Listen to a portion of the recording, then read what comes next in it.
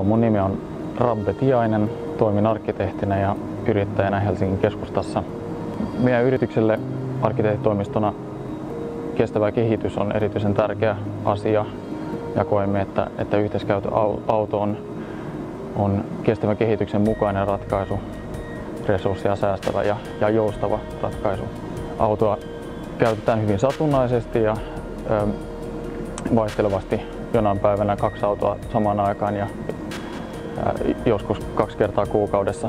Näin 6 hengen arkkitehtitoimistolla niin käytetään yhteiskäyttöautoa kaikki satunnaisesti tarpeen mukaan ja mun mielestä parasta on juuri se joustavuus, että voi käyttää silloin kun tarvii ja se vaikutti meidän valintaan, että otettiin käyttöön tämä Omagon yhteiskäyttöauto. Suosittelen lämpimästi Omagon yhteiskäyttöautoa.